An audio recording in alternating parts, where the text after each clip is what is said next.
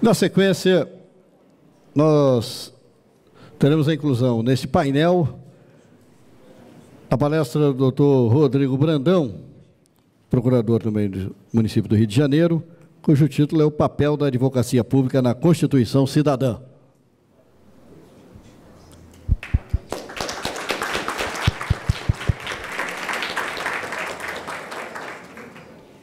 Boa tarde a todos. Gostaria inicialmente de agradecer o convite na pessoa do Dr. Tiago, da doutora Patrícia, toda a acolhida generosa aqui em Vitória. Foi um prazer vir aqui, é um prazer falar para vocês. Também dizer que é um prazer falar ao lado do meu colega Arlindo, amigo de tanto tempo e tantas batalhas acadêmicas e judiciais. O Arlindo dirigiu o Centro de Estudos da Procuradoria-Geral do Município do Rio de Janeiro, certamente no período mais importante, maior produção do Centro de Estudos, né? Realizamos juntos alguns eventos que me honram muito e nada disso seria possível sem o apoio e a ousadia do Arlindo. Então, você está de parabéns por ter verdadeiramente transformado o nosso Centro de Estudos. Também é um prazer falar novamente junto com o doutor Miguel, sempre com exposições muito qualificadas. Eu vou, como o tema sugere, falar sobre o regime constitucional da advocacia pública. A primeira coisa que eu gostaria de colocar, que é um tema que sempre vem à baila, é se a Procuradoria, as procuradorias municipais têm um regime constitucional, né? Afinal, os procuradores municipais não foram objeto de menção expressa na Constituição de 88. Isso gera muitas dúvidas e, a meu ver, incompreensões, né? Por exemplo, num debate em que até eu atuei pessoalmente, tanto no Supremo quanto no Tribunal de Justiça do Rio de Janeiro, a respeito do teto remuneratório aplicável, né, aos procuradores municipais, seria o subsídio do prefeito ou dos embargadores. Essa questão veio à baila, né? Um dos argumentos centrais da negativa de aplicação do maior teto, ou seja, argumento de suporte da tese de que o teto deveria ser o subsídio do prefeito, é dizer não. Né? Quando a Constituição falou lá em procuradores, é procuradores do Estado, porque só os procuradores do Estado foram objeto de menção expressa na Constituição. Esse argumento parece absolutamente equivocado, né? Mutatis mutandis seria dizer, olha, uma empresa pública municipal de limpeza urbana não se submete ao Estatuto Constitucional das Estatais porque ela não está prevista na Constituição de 88. Né? Todas as instituições públicas se submetem à Constituição. Tem um determinado regime constitucional. Né? Então, é preciso, através de uma interpretação não apenas literal, que é o grande problema dessa tese simplista, mas que se utilize outros elementos da hermenêutica jurídica, como elemento teleológico, elemento sistemático, se extrair qual o sentido que a Constituição dá àquela instituição e, no nosso caso, a advocacia pública. E é preciso também se livrar de um outro fetiche no âmbito da interpretação constitucional, que é aplicar a disciplina constitucional uma lógica típica das regras tudo ou nada. Né? Dizer o seguinte, ou tudo está disciplinado na Constituição ou nada está disciplinado na Constituição. Infelizmente, a interpretação constitucional é mais complexa do que isso. Né? Em boa parte dos casos e da disciplina das instituições públicas, a Constituição contém parâmetros, mas não esgota a normatização daquelas instituições. Esses parâmetros podem ser mais ou menos detalhados, mais ou menos amplos. Né? Mas o que há é um gradiente, um grau, uma variação de grau do nível de regulamentação daquela instituição. Dificilmente vai ser 0 ou 10. Vai estar ali em algum grau entre 0 e 10. E qual é a disciplina constitucional da advocacia pública municipal? Né? Primeiro, ela existe? É evidente que existe. Né? Existe uma seção na Constituição específica para tratar da advocacia pública em geral. E há 2 artigos, um que trata expressamente da AGU e outro que trata da PGE. não houve, né, a introdução de um artigo, conversava isso com o Dr. Miguel no almoço, né, compartilho da sua visão, de que, normalmente, quando se fala por que não há um dispositivo na Constituição Federal sobre os procuradores municipais, isso se deu menos em razão da heterogeneidade dos mais 5.000 municípios, que é, de fato, um fator, e mais em razão da pequena mobilização que existia da carreira dos procuradores municipais na época da Constituinte. Ou seja, me parece que o principal fator de ausência de uma regulamentação expressa na Constituição de 88 seja a pequena mobilização à época da nossa categoria, né?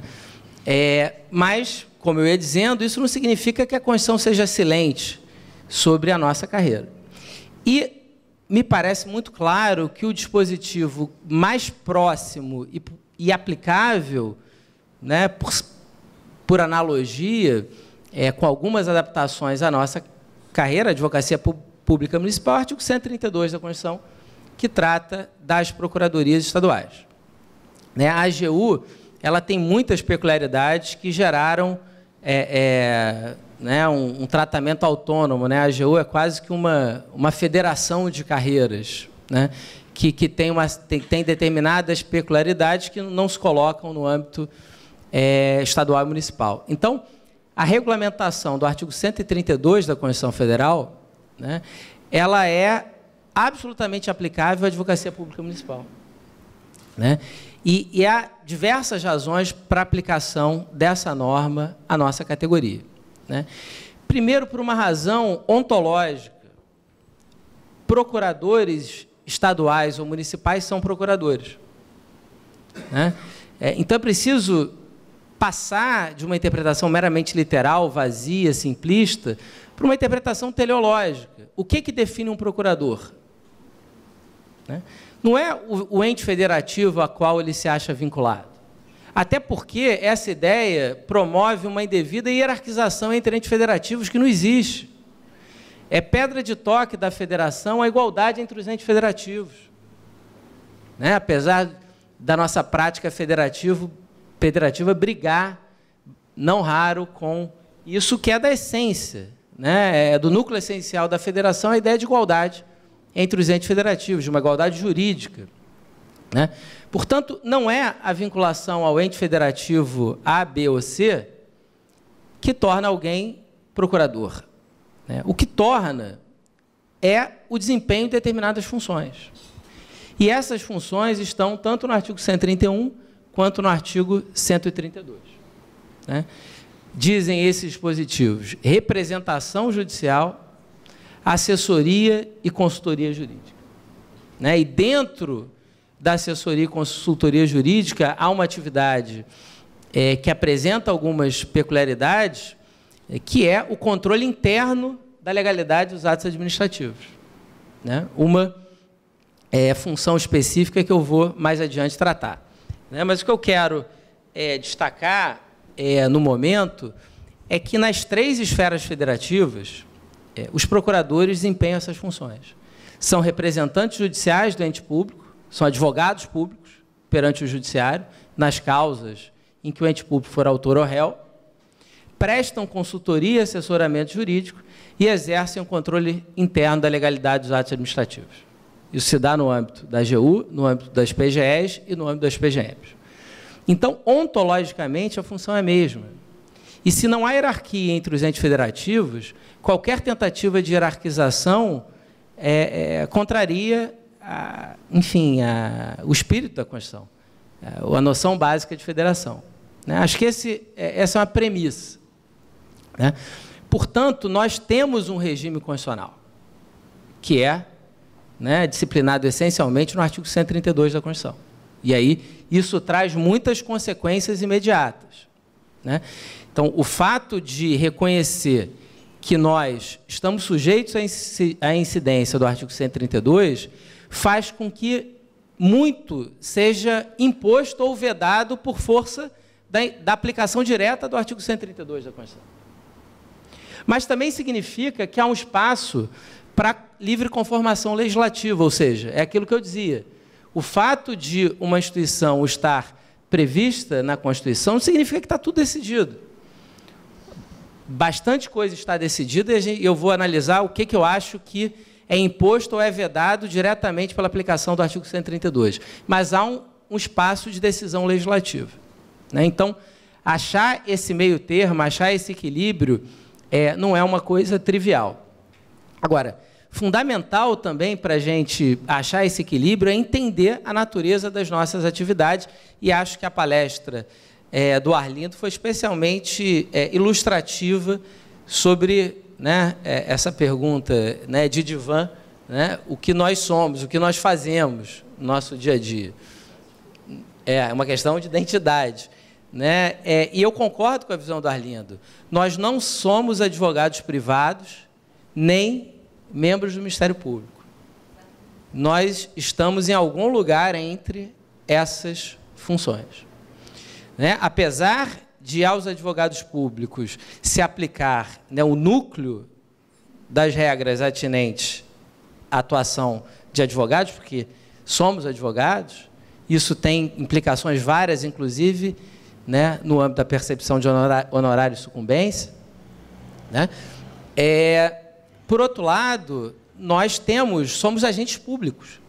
Então, estamos sujeitos aos princípios previstos no artigo 37 caput, né, que são pertinentes à administração pública.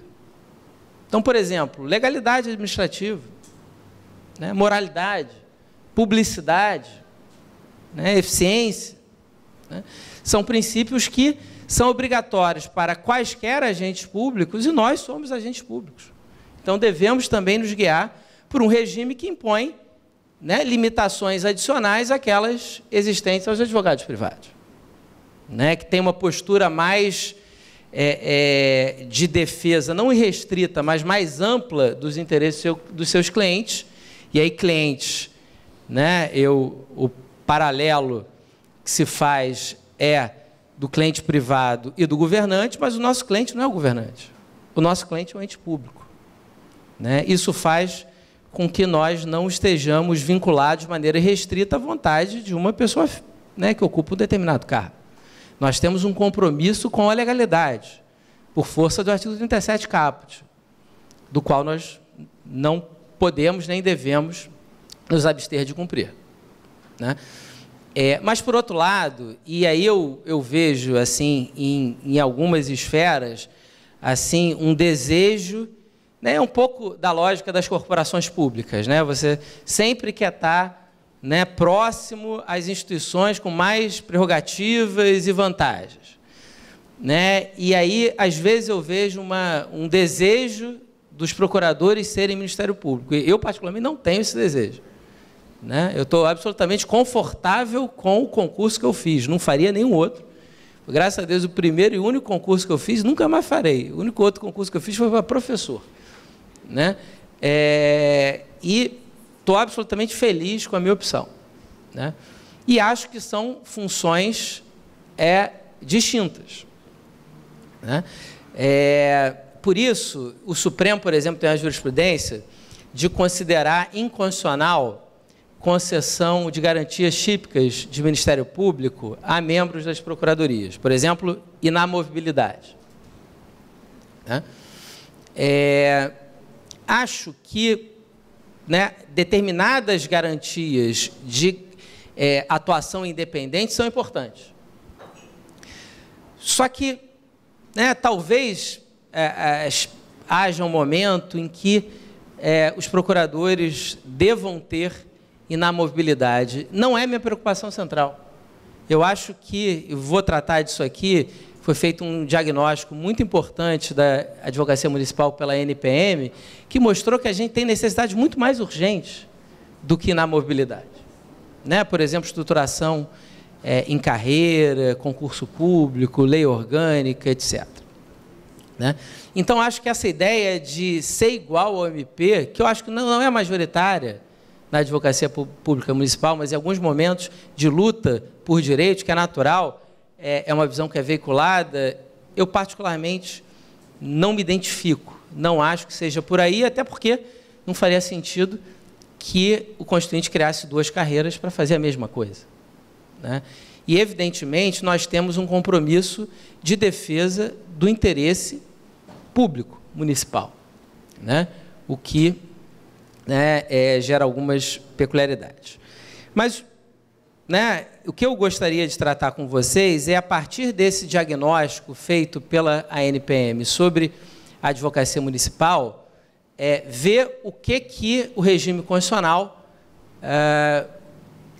traz de disparidade em relação à realidade que existe no Brasil sobre a advocacia municipal. Eu acredito que vocês já devem ter, né, ou tido acesso ou ouvido falar nesse estudo. É o primeiro diagnóstico da advocacia municipal feita pela Associação Nacional, e alguns dados são muito relevantes. Por exemplo, apenas 34,4% dos municípios contam com ao menos um procurador concursado. Não é uma procuradoria instituída em carreira. De todos os municípios no Brasil, somente 34% tem pelo menos um procurador concursado. Então, isso mostra que a regra do concurso público, pensando em todos os municípios brasileiros, é exceção, né? Quando essa é uma questão que decorre, é uma imposição que decorre diretamente da Constituição Federal, do artigo 132 da Constituição Federal, né? E há razões, e acho que esse foi um ponto importante desse estudo, porque é óbvio, né, que basta a Constituição dizer para que algo tenha que ser feito. Mas, né, como nós somos um país em que determinadas leis não pegam, né, e que o processo de efetivação é um processo mais complexo do que em outras realidades, é importante ter outros argumentos de reforço ao argumento normativo, né? Por exemplo, os municípios que têm maior índice de procuradores concursados são os municípios mais ricos, de maior IDH e com maiores índices de avaliação positiva de gestão administrativa e fiscal. Ou seja, há um alinhamento de melhores práticas administrativas, fiscais e desenvolvimento econômico a procuradorias estruturadas em carreira. É óbvio que, né, a estruturação da procuradoria em carreira não é o principal fator que leva o município a ter um DH maior. Existem diversos outros fatores, mas é um elemento que contribui e que revela um amadurecimento, né, em contextos de renda melhor e de melhor IDH, de melhores práticas administrativas e fiscais, um reconhecimento da importância da estruturação em carreira, né? Também é notável perceber o grande número de cargos comissionados que desempenham funções típicas de representação judicial, assessoramento e consultoria jurídica, cargos de livre nomeação e exoneração, e de escritórios de advocacia contratados para representação sistemática. É evidente que é possível contratação de escritórios de advocacia, inclusive porque em contextos de procuradorias amplamente estruturadas. Se tiver uma arbitragem internacional sobre, né, direito minerário, talvez não haja um procurador mais, enfim, com expertise necessária para atuar e seja conveniente para o interesse público contratação de um advogado especialista. Agora, essas situações em que haja cargos comissionados para o desempenho de livre nomeação e exoneração para o desempenho de funções típicas de procurador e escritórios contratados para a representação sistemática do município são situações de burla ao regime constitucional das procuradorias. Aqui eu gostaria de destacar algumas questões diretas que são fruto, né, de uma interpretação direta da Constituição. Por exemplo, uma consequência do artigo 132 da Constituição Federal, que traz o regime constitucional das procuradorias, vamos colocar dessa maneira, né, é a tese da unicidade da procuradoria. O que isso quer dizer? As funções de representação, consultoria e assessoramento somente podem ser titularizadas e exercidas por um órgão público chamado Procuradoria, né?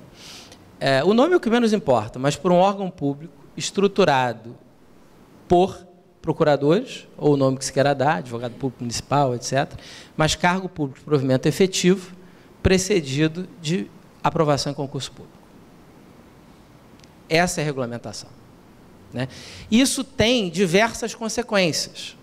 A primeira consequência é a inconstitucionalidade das chamadas procuradorias do B, né? Ou seja, outros órgãos que, independente do nome, independente do título que se dê, desempenhem funções típicas da Procuradoria. Representação e consultoria jurídica, né? Criação de órgãos dessa natureza é inconstitucional a precedente do Supremo, né? Essa é a situação mais fácil, né? Quando a gente começa a pensar em cargos em comissão, aí a gente já tem situações que eu não acho propriamente difíceis, mas um pouquinho mais sutis, né?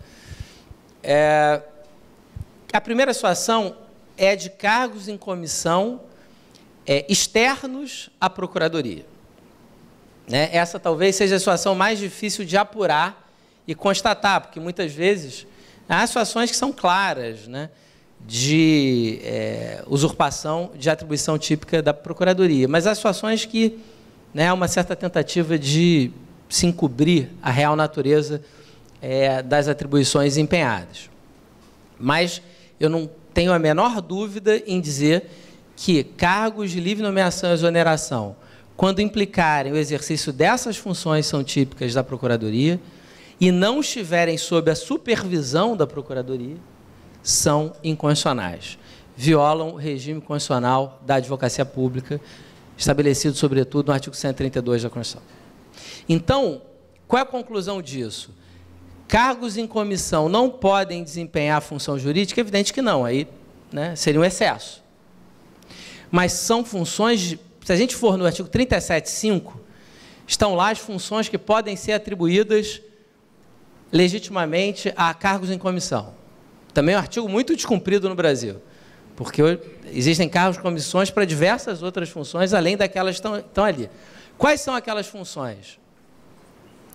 Direção, chefia e assessoramento, né? Aplicando essas atribuições são típicas, exclusivas, só essas atribuições podem ser atribuídas a cargos comissionados. Como a gente transplanta isso para a advocacia pública, né? Assessoramento, eu não tenho dúvida que é possível. Você criar cargos comissionados, né, para assessoramento, isso é possível. Agora, direção e chefia, aí a gente já entra num terreno mais difícil, que é a possibilidade de pessoas que não são procuradores, não foram aprovados no respectivo concurso público, exercerem funções de chefia e assessoramento, ou genericamente em matéria jurídica, ou no âmbito interno da Procuradoria. Qual é a jurisprudência do Supremo? Vou primeiro descrever a jurisprudência do Supremo para depois me manifestar sobre ela. O Supremo tem precedentes no sentido de que cargos de chefia no âmbito da Procuradoria, procurador-chefe do setor tal, procurador-corregedor, etc., esses cargos são privativos de procuradores de carreira. Esse precedente já há. Portanto, qualquer norma que permita que pessoas estranhas à Procuradoria, né, ocupem esses cargos, já há jurisprudência dizendo que é inconstitucional, eu estou de acordo com essa jurisprudência. Em relação, né, ao cargo de procurador-geral, essa é a questão mais sensível, né? A jurisprudência atual do Supremo é a seguinte: essa matéria deve ser definida, a jurisprudência que existe no âmbito estadual, né? É que a matéria deve ser tratada pela respectiva Constituição do Estado. Ou seja, o Supremo dá ao poder constituinte decorrente, ou seja, às Constituições estaduais, o poder de definir se o acesso ao cargo de procurador-geral vai ser restrito a integrantes da carreira ou se vai ser estranho aos procuradores de carreira, né? Se pode ser um terceiro, né? Esse é um ponto, o Arlindo colocou aqui, eu concordo, um ponto que é importante para a consolidação institucional, né, da advocacia pública é que seja ocupante, seja, né, um cargo ocupado por membros da carreira. Né? Há uma profunda discussão se isso é uma imposição direta da Constituição ou se é algo recomendável, mas que deve ser decidido no âmbito legislativo. A decisão do Supremo é que deve ser decidido no âmbito legislativo. Tá? Mas é um ponto importante para a consolidação institucional. E é recomendável, no mínimo, que as leis orgânicas assim estabeleçam. Né? A mesma situação, né, um outro problema correlato, que eu mencionei brevemente, é em relação à contratação de escritórios de advocacia. Né? Assim como a criação de cargos em comissão para a função de direção ou chefia no âmbito das procuradorias, ocupáveis por pessoas estranhas aos quadros, é uma situação de inconstitucionalidade que gera, né, violação ao artigo 132 da Constituição. A contratação de escritórios de advocacia para prestação de advocacia sistemática também o é. Agora, a gente precisa reconhecer, e esse talvez seja um problema do conhecimento jurídico convencional no Brasil, a gente tem uma espécie de fetiche de achar que o Constituinte é uma espécie de rei Midas, né? Ele toca, tudo que ele toca vira ouro. Se fosse assim, seria muito simples. O SUS brasileiro vai ser igual ao sueco. No dia seguinte, né, os hospitais estão brilhando de novos. É preciso de um tempo e de medidas administrativas e legislativas para adequar uma realidade, né, contrária à Constituição, né?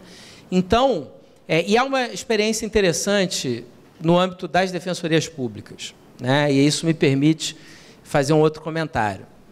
Com as emendas constitucionais que estruturaram de maneira mais adequada as defensorias públicas, dando autonomia administrativa, financeira, etc., o que se verificou, né, foi um cenário muito interessante de estruturação das defensorias públicas, muitas vezes contra a vontade dos governantes. Porque esse é o grande nó, né? Nós precisamos de alguma autonomia, mas eu também acho que nós não devemos entrar nessa onda que prevalece hoje no Brasil, que é a demonização da política e dos políticos. Não há solução para os problemas brasileiros fora da política. Então, precisamos conversar, precisamos negociar, sim, com os políticos. Não há mal nenhum nisso, muito pelo contrário. Mas temos que reconhecer, muitas vezes, que concessão de uma proteção institucional que é absolutamente necessária para as procuradorias, muitas vezes encontra resistências no âmbito dos poderes executivo e legislativo, às vezes em ambos, às vezes em um, mas encontra resistência. Então, um grande nó político é como fazer algo que vai limitar os poderes do executivo e legislativo, mas que, para fazer, depende desses poderes. Ou seja, há um certo nó político aí. E o exemplo da Defensoria Pública é um exemplo relevante, porque essa resistência havia também em relação à Defensoria Pública. Durante muito tempo, a demora na instalação e aparelhamento das defensorias públicas estaduais revelam essa resistência. Porque prevaleceu, durante muito tempo, entre governadores de Estado, uma visão tacanha de que, para que eu vou criar a defensoria, vocês vão entrar com ação contra o Estado? Né? Eu vou aumentar o valor dos meus precatórios, fora o que eu vou gastar com a defensoria pública. O jeito fazia uma conta, dizia, não, eu prefiro investir em outra coisa. Né? Então, havia também uma resistência. E qual foi a solução para as defensorias públicas? A ampliação das garantias constitucionais, a ampliação do regime constitucional para dotá-la de maior autonomia. Então, acho que essa luta é uma luta importante. Né?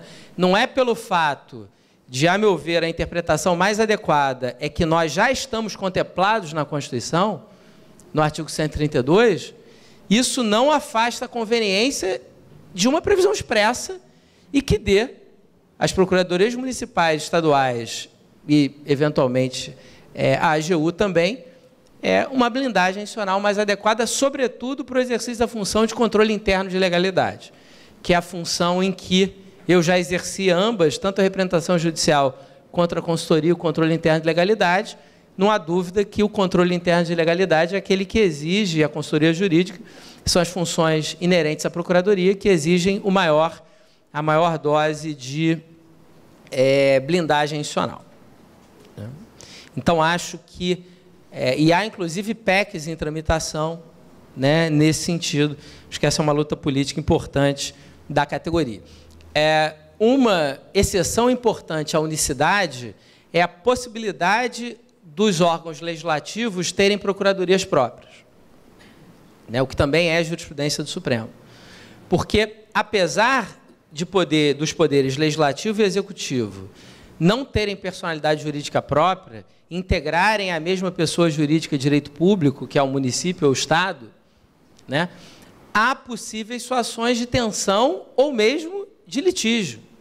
A gente imaginar, por exemplo, que o executivo retém um repasse de um 1/10º, que é dever constitucional o repasse, né? Há uma situação de litígio e, por isso, o Supremo, com razão, entende que essa é uma relativização possível à tese da unicidade, ou seja, é possível a Câmara dos Vereadores ou a Assembleia Legislativa ter uma procuradoria própria e isso não viola a unicidade da Procuradoria do Estado ou do município. Uma outra questão que eu gostaria de tratar com vocês, duas questões finais para eu já encerrar a minha exposição.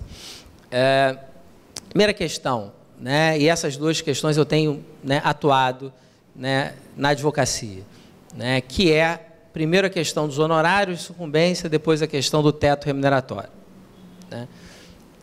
Particularmente no Estado do Rio de Janeiro, não sei dizer nos demais, se isso tem acontecido com a mesma frequência que no Estado do Rio de Janeiro, o Ministério Público tem proposto representações de inconstitucionalidade contra leis complementares, ordinárias, etc., estaduais ou municipais, que concedem aos procuradores o direito à percepção de honorários de sucumbência. Há dois argumentos centrais: violação ao regime de subsídio, né, e natureza supostamente pública da verba. Com todas as vênias devidas aos nossos colegas membros do Ministério Público, soa um escárnio o argumento da violação ao subsídio, né, veiculado por membros do Ministério Público, né? Um breve olhar de verbas de natureza autoatribuída indenizatória revela que, né, se vamos discutir com seriedade a regra constitucional do subsídio, então vamos discutir com seriedade. Autoridade moral. Aí tem um problema grave, né, que precisa ser dito, porque, assim, a gente precisa colocar as coisas com clareza, né? A gente não, é óbvio que a gente não tem que... Eu, particularmente, tento minimizar as bolas divididas, mas há situações em que as coisas precisam ser ditas. E isso é uma questão em que as coisas precisam ser... Vamos discutir com seriedade teto remuneratório e subsídio? Então vamos. E aí ninguém está acima da lei. Sobretudo quem tem o dever constitucional de zelar pela sua aplicação correta. Então esse é o primeiro ponto. Segundo ponto, né, natureza pública, né? Eu não vou aprofundar isso aqui, a gente não tem tempo, mas se a verba é devida em razão da sucumbência em um processo judicial e a titularidade é por menção expressa em lei federal do advogado, né, há uma dificuldade aqui em se construir a natureza exclusivamente pública. Ou seja, essa verba tem, de fato, uma natureza híbrida e o mínimo que se pode dizer é que há um espaço aí para o legislador definir, né, o destino que deva ser dado. E essa prática que tem se verificado, que é a destinação de parte para o custeio da Procuradoria e de parte para os advogados públicos, me parece, né, da mais absoluta constitucionalidade, né. Um outro ponto importante é a do teto remuneratório. Essa também atuei como advogado no Supremo e no Tribunal de Justiça do Rio, e temos obtido também, nesse ponto, muitas vitórias, né? O que não é uma batalha fácil. Por quê? E esse é o último ponto que eu gostaria de tratar com vocês. Acho que estou no meu tempo, né? Tem que faltar quanto tempo? O artigo 3711, que é a sede constitucional do teto remuneratório, né, ele está longe de ser um primor de clareza. Ele foi emendado e reemendado, né, ele é quase que uma colcha de retalhos, porque foram 3 redações do 3711. E o legislador não foi, o legislador constituinte derivado não foi muito técnico. Ele foi mexendo, puxou ali, esticou ali e tal, respondeu uma decisão do Supremo. Então, assim, o dispositivo está longe de ser um primor de clareza. E aí, quem diz que o teto dos procuradores municipais é por direta extração constitucional o subsídio do prefeito, se atém aqui a um trechinho do 3711, que diz o seguinte: e nos municípios, o subsídio do prefeito. Só que quando a gente analisa a regra do 3711, as regras, na verdade, porque o dispositivo 3711 contém diversas regras, né? É preciso entender um pouquinho de hermenêutica aí para saber que dispositivo legal não é sinônimo de norma, né? O professor Humberto Ávila diz bem que dispositivo legal é a ponta do iceberg. A norma, um dispositivo pode ter uma norma, parte de uma norma ou várias normas. E, nesse caso, o dispositivo tem várias normas. Esse dispositivo 3711 contém 4 regras. Contém 4 tetos remuneratórios. Um teto geral, que é também o teto do funcionalismo público federal, que é o subsídio do ministro Supremo. Tá? Um teto, na verdade, mais de um teto estadual, né? 3 tetos estaduais. No âmbito do judiciário, subsídios de embargadores, 90,25 do Supremo. No âmbito do legislativo, deputados estaduais. No âmbito do executivo, governador. E aí que está a grande questão. Há um teto específico para as funções essenciais da justiça, né? Lá na parte final, outro dia eu estava assistindo a sustentação do tribunal, está brincando aqui sobre o uso do latim, né? O advogado tribuno falou, no artigo 5º, in fine. Às vezes o sujeito esquece, né, que latim não é inglês, né? Então, in fine, too bad. Uma amiga minha que ela dizia assim, a estagiária dizia assim, a sentença, o juiz está com o juiz para a sentença sine die. Sine die. Aí é sine die mesmo, porque o juiz já morreu, né? Até esperar a substituição do juiz. Outro dia eu vi também stare decisis. Enfim, tem que tomar cuidado e ver, você vê quando é latim, quando é inglês, né? Hã?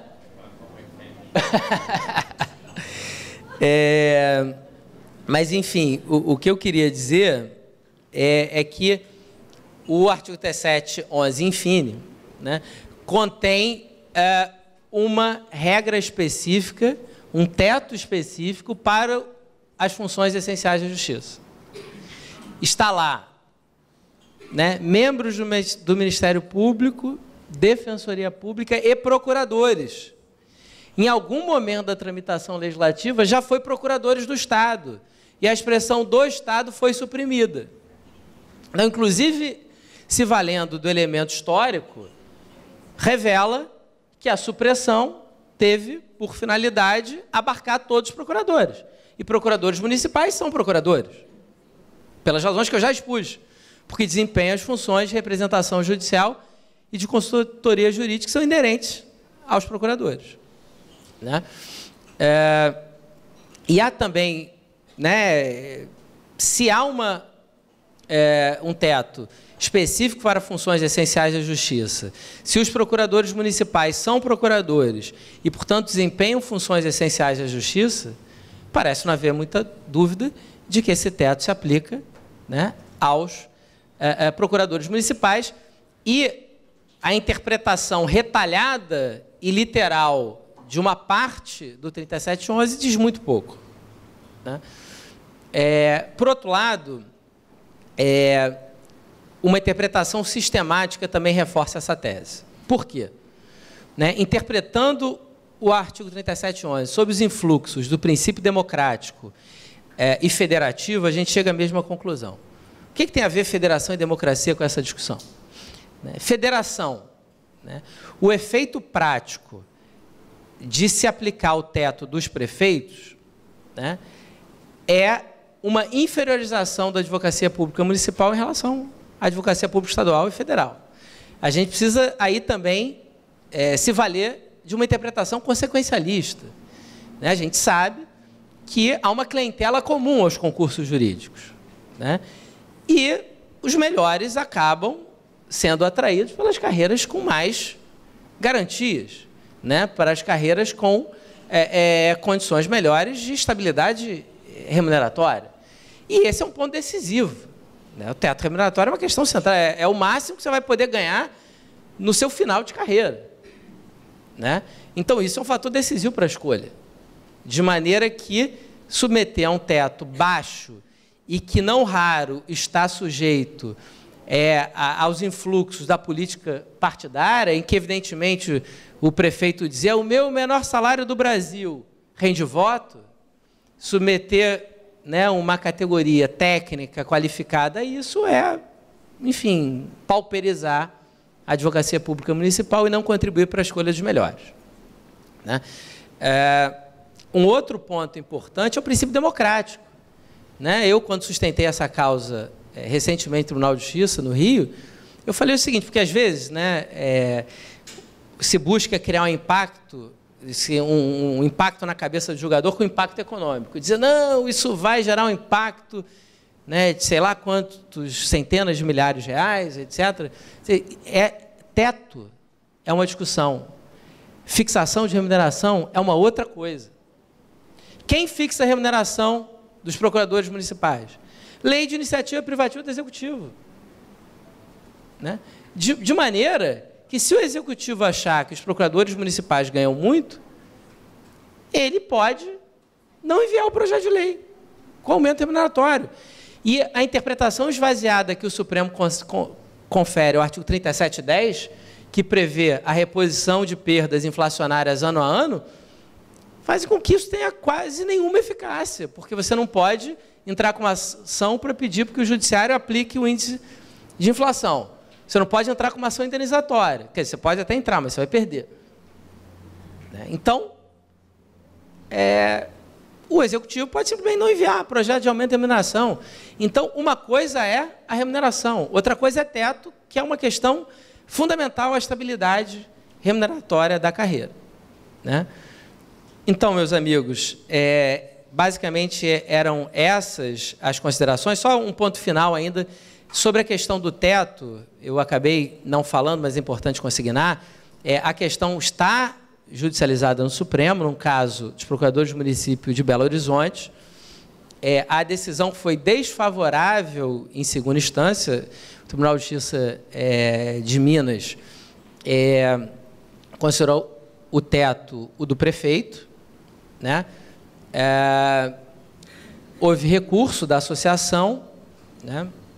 Até tive a oportunidade de despachar esse caso também lá no Supremo, e o julgamento está suspenso, mas está muito bem encaminhado. O relator é o ministro Fux, e recomendo a vocês, o voto do ministro Fux é um voto primoroso e um voto fundamental para a advocacia pública municipal, porque várias das questões que eu tratei aqui ele reconheceu, né, dizendo que negar a aplicação do regime constitucional da advocacia pública à advocacia pública municipal não faria sentido nenhum, sobretudo em procuradorias estruturadas em carreira. Então, assim, é um voto muito importante para a afirmação institucional das advocacias públicas municipais. E vários ministros acompanharam já o voto do ministro Fux. Quem já seguiu o voto do ministro Fux foi ministros Fachin, Carmen Lúcia, Marco Aurélio e Celso de Mello. O julgamento foi suspenso por pedido de vista do ministro Gilmar. Só que tem um detalhe interessante. Tem 5 votos já para o teto no sentido do subsídio desembargador. Então, falta 1. Né? Só que o ministro Barroso já deu parecer, você sabe bem disso, no sentido do subsídio dos desembargadores. Então, um está impedido, mas que já se manifestou no mesmo sentido. Então, não há possibilidade de formação de maioria em sentido contrário, né? E mais do que isso, tem um caso muito parecido, que é relativo a teto de procuradores autárquicos. E, nesse caso, já votaram os ministros Lewandowski e Toffoli, dizendo que a expressão procuradores, lá na parte final do artigo 3711, não se limita a procuradores do Estado, abrange procuradores autárquicos. Então, mutatis mutandis, por tudo que eu disse até aqui, se aplica também a procuradores municipais. Então, assim, o julgamento está muito bem encaminhado, é óbvio que, né, sobretudo na advocacia, a gente só comemora depois que a bola está lá dentro e o árbitro de vídeo validou, né? Agora temos essa novidade, né? Então, não, a bola não entrou e não houve validação do árbitro de vídeo, de maneira que não é possível comemorar, mas é possível dizer que essa questão está muito bem encaminhada no âmbito do Supremo Tribunal Federal. Eram essas as considerações que eu tinha a fazer, e, por final, dizer que é um grande prazer e um orgulho falar para vocês, colegas, procuradores municipais, me colocar, enfim, meu contato à disposição de vocês para qualquer dúvida adicional que vocês tenham. Muito obrigado.